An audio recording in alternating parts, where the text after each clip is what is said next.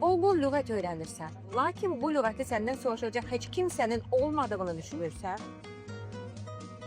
Bu tip kurslara o qədər qoşulmuşam. Yəni qrammatikanı zamanları əla bilirəm, amma ki danışığa gələndə çox çətinlik çəkirəm. O günləri bir turist məndən metronun yolunu soruşdu. İnanırsan, ağzıma sual qaldım.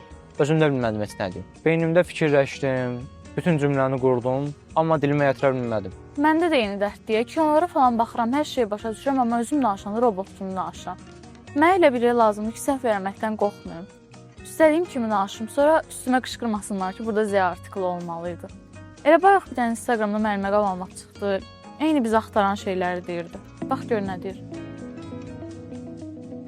Are you tired of learning boring grammar topics, but when it's time to talk to someone, you just freeze up? You cannot find the correct words to express yourself. If someone asks you any help, you cannot find the words to answer him. So it's time to break the silence.